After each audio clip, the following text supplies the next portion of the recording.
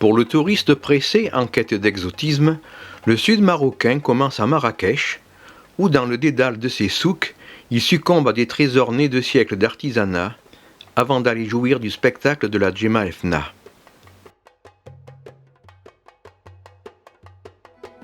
Le sud marocain, c'est encore ces grandes étendues de terre vierge, sous un soleil implacable, qui annonce déjà le Sahara. Mais l'enchantement du sud vient avant tout de ce que par derrière les dunes, là-bas, dans cette Atlantide de montagnes bleues, protégée par des murailles naturelles dont seul l'initié connaît la passe, là-bas, dans la douce fraîcheur et la richesse d'un oasis oublié, il est permis d'imaginer que règne une autre Antinéa. Et pourtant, quelle sera la surprise ou la déception du voyageur épris d'exotisme qui, voulant affronter l'Atlas par l'est, en abordera les premiers contreforts. Et si, fuyant ces paysages trop bien de chez nous, il se reporte de 200 km vers l'ouest, sur l'autre versant, sa déception est peut-être encore plus forte. Pourtant, l'exotisme est là. À l'orée d'un bois, des familles de bergers ont regroupé leurs grandes tentes. Ces demeures typiques des pasteurs berbères, formées de larges bandes de laine cousues côte à côte et solidement maintenues par un système de poutres et de cordes, sont parfois de dimensions telles qu'elles peuvent contenir une centaine de personnes. Ces familles sont réunies pour fêter en commun la circoncision de leurs enfants dans la plus pure des traditions. Les femmes, serrées autour de l'enfant, vont complètement l'étourdir par leur musique et leur chant. Cette anesthésie particulière permet à l'enfant de mieux supporter l'opération.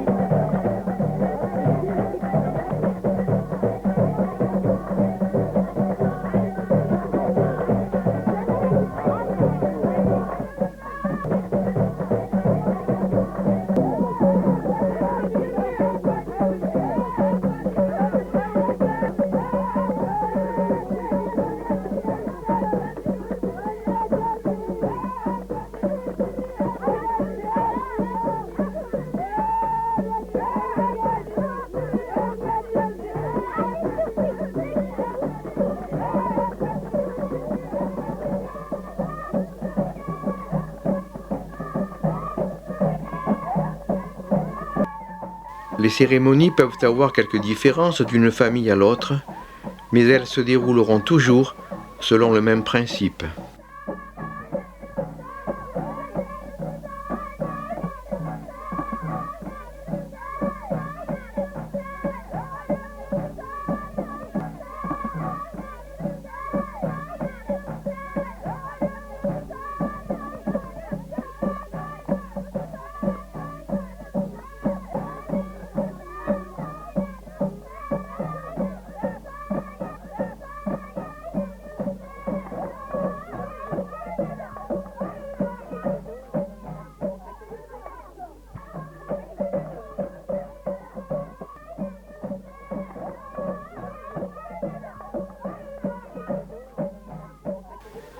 Ces fêtes, qui sont l'occasion de réjouissances, coûtent fort cher aux parents.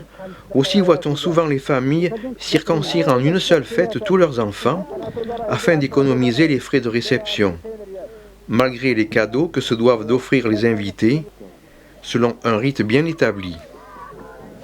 On notera que si le traditionnel pain de sucre, enveloppé dans son papier violet, est toujours à l'honneur, le billet de banque commence à faire son apparition.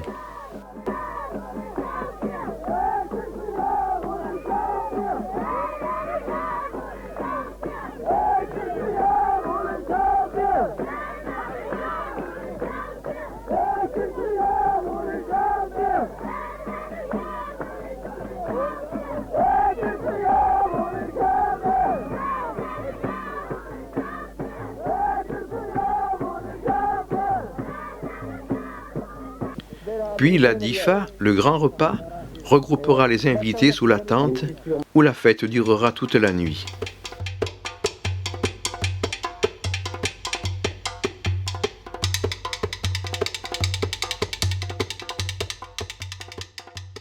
Réconforté par ces spectacles, c'est d'un cœur plus léger que l'on reprend la piste qui permet de rejoindre les hauts plateaux de l'Atlas.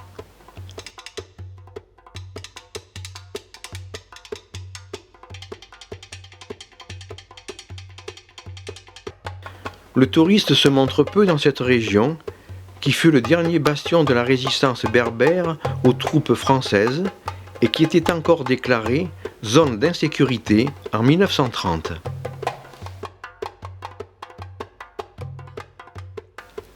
Une lente progression où l'on négocie chaque mètre d'une piste impraticable la majeure partie de l'année, nous emmène enfin par un col à 2800 mètres sur ce plateau désertique.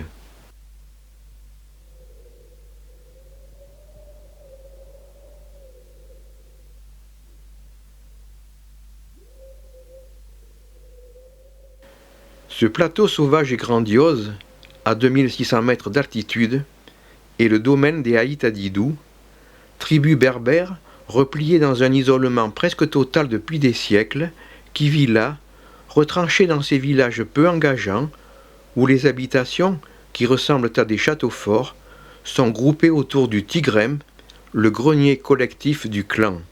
Il faut compter 5 générations pour venir à bout de ces fragiles châteaux de terre. On ne les réenduit que rarement, et les constructions nouvelles s'élèvent à côté des ruines, toujours protégées par la marmite noire qui éloigne les mauvais esprits, car l'islam n'a exercé ici qu'une légère influence, et les tribus ont conservé parallèlement les rites d'un ancien culte de la nature. Bergers ou cultivateurs, ces montagnards ont une rude existence. La femme se doit d'aller chercher l'eau, de couper le bois ou d'arracher les herbes qui serviront de combustible, de porter le fumier, le fourrage ou les récoltes. C'est encore elle, bien sûr, qui moule le grain, fait le pain et la cuisine, et qui, évidemment, s'occupe des enfants. L'homme se réserve, selon la tradition, les travaux des champs, les soins du troupeau, les récoltes de printemps et d'automne.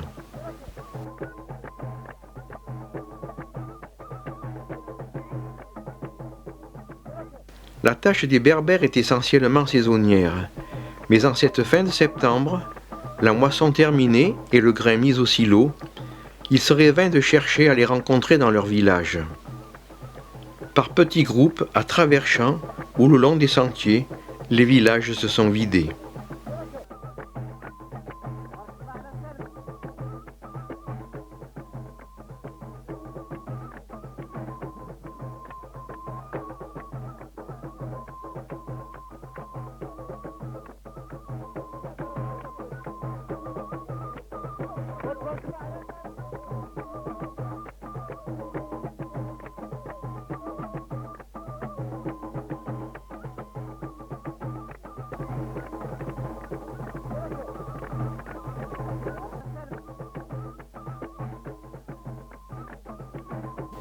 Ces colonnes qui surgissent de toutes parts dans ce décor grandiose convergent toutes vers le même but, un rassemblement populaire insolite qui se déroule une fois par an, le Moussem d'Imilchil.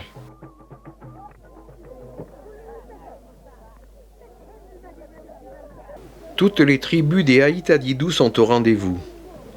Ils sont 15 000 environ, avec leurs produits artisanaux et leurs troupeaux, énormes marchés, animés et bruyants, fiévreux presque, car dans 3 jours, tout sera terminé. Et les bénéfices qui seront réalisés représentent pour ces familles le seul gain annuel.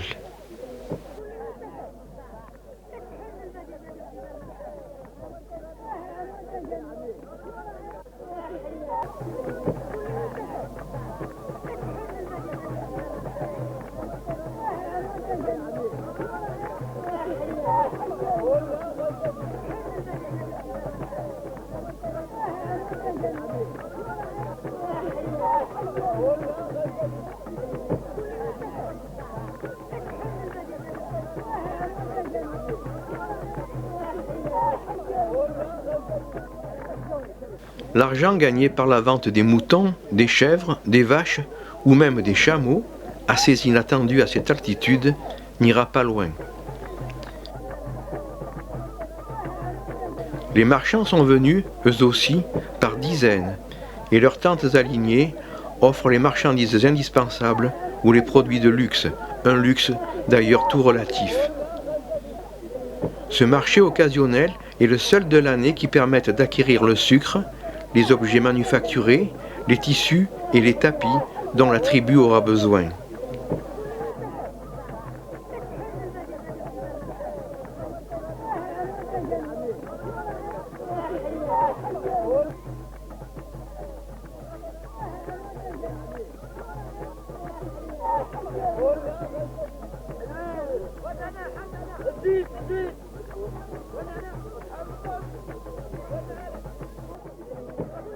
Cette réunion traditionnelle, qui n'était sûrement qu'un marché à son origine, est devenue par la suite un moussem, c'est-à-dire un pèlerinage religieux en l'honneur d'un saint.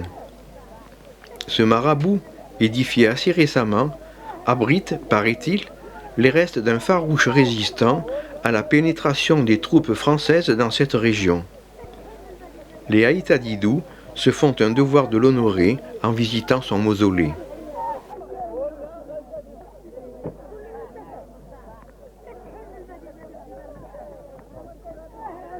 Mais Imilchil, c'est surtout la fête des fiançailles, et ces jeunes femmes, assises à même le sol, emmitouflées dans leurs capes, attendent tout simplement qu'on vienne les demander en mariage. Ces tribus vivent dans les montagnes des environs, parfois à une centaine de kilomètres les unes des autres. C'est donc chaque année l'unique occasion pour les jeunes célibataires des tribus de trouver l'âme sœur. Il faut donc faire connaissance, se mettre d'accord et se marier en 3 jours. Et 3 jours, lorsque la femme que l'on désire est elle-même convoitée par d'autres, ou lorsqu'il faut se décider dans l'embarras du choix, ce n'est pas beaucoup. D'autant plus que ces jeunes filles ne montrent pas beaucoup de leur charme. Les yeux et les mains, c'est tout ce qu'elles accordent, et leur voix. Mais n'est-ce pas l'essentiel? Le regard, c'est l'esprit, la voix, c'est le cœur, l'épiderme, c'est la chair. Que faut-il d'autre? Cette fois, c'est décidé. Le jeune homme a pris la main de la jeune fille et ne la lâche plus. 10 minutes plus tard, il se retrouve devant l'Adel, le notaire et les notables, qui enregistrent l'acte de mariage devant témoins.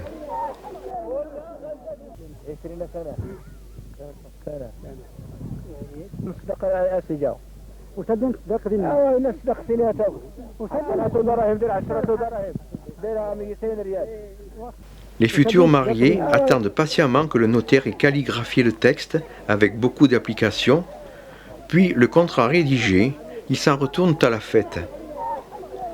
Car le Moussem est aussi une fête, et des groupes de danseurs professionnels, étrangers à la région, ont même été amenés à grands frais.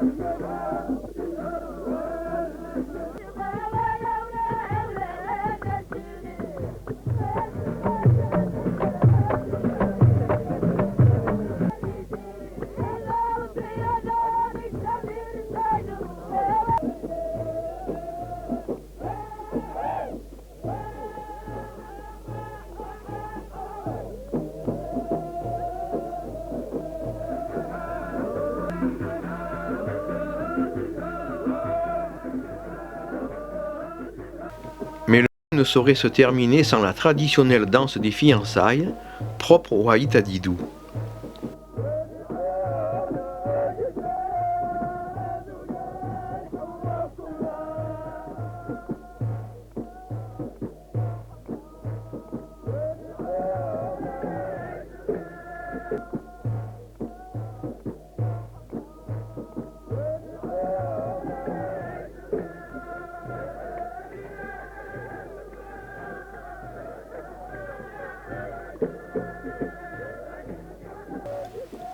Et en regardant danser ces jeunes filles, collier d'ambre autour du cou et bracelet ciselé au poignet, on ne peut s'empêcher de penser que dans quelques jours commencera pour elles une vie nouvelle, différente, où tout n'est que labeur et dévouement.